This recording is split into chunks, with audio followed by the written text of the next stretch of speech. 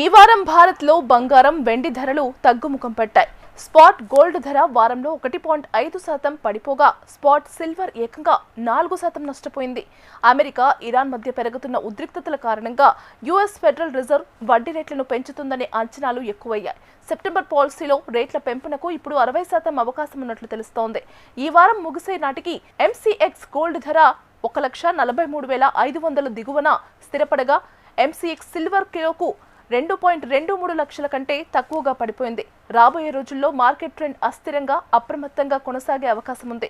వచ్చే వారం MCX gold ధర 1.42 లక్షల నుంచి 1.45 లక్షల శ్రేణిలో కదలాడొచ్చని నిపుణులు అంచనా వేస్తున్నారు. వడ్డీ రేట్ల భవిష్యత్తుపై మరింత స్పష్టత కోసం ఇన్వెస్టర్లు అమెరికా సిపిఐ డేటాపై దృష్టి పెట్టుకున్నారు. పాలసీకి సంబంధించిన తదుపరి సూచనల కోసం ఇన్వెస్టర్లు వచ్చే వారం వెలువడనున్న అమెరికా ద్రవ్యోల్బణ గణాంకాలు, ఫెడ్ చైర్ కెవిన్ వాట్ ప్రసంగంపై దృష్టి సారించారు. ఫెడ్ జూన్ సమావేశపు మినిట్స్ ప్రకారం ద్రవ్యోల్బణంపై ఆందోళనలు పెరుగుతున్నట్లు స్పష్టమైంది.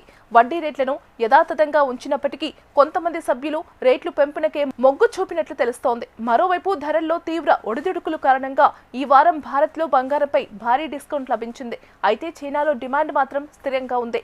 ట్రేడింగ్ ఎకనామిక్స్ ప్రకారం గత 2.5 ఏళ్లలో ఎన్నడూ లేనంతగా చైనా సెంట్రల్ బ్యాంక్ జూన్లో తన బంగారం నిల్వలను పెంచుకున్నట్లు నివేదించింది. బంగారం ధరలు తగ్గడానికి లేదా పెరగడానికి ప్రధాన కారణం అంతర్జాతీయ మార్కెట్లో ఉన్న పరిస్థితులే అని చెప్పవచ్చు. ఎందుకంటే బంగారం ధరలు ఎక్కువగా అంతర్జాతీయ మార్కెట్ పరిస్థితులకు అనుగుణంగా హెచ్చుతగ్గులకు గురవుతూ ఉంటాయి. ముఖ్యంగా ఈక్విటీ మార్కెట్లలో నష్టాలు చోటు చేసుకున్నప్పుడు ఇన్వెస్టర్లు తమ పెట్టుబడులను పెద్ద మొత్తంలో బంగారం వైపు తరలిస్తూ ఉంటారు. ఎందుకంటే బంగారం అనేది ఒక సురక్షితమైన పెట్టుబడి సాధనం. అందుకే బంగారంలో పెట్టుబడి పెట్టడానికి జనం ఎక్కువగా ఆసక్తి చూపిస్తారు.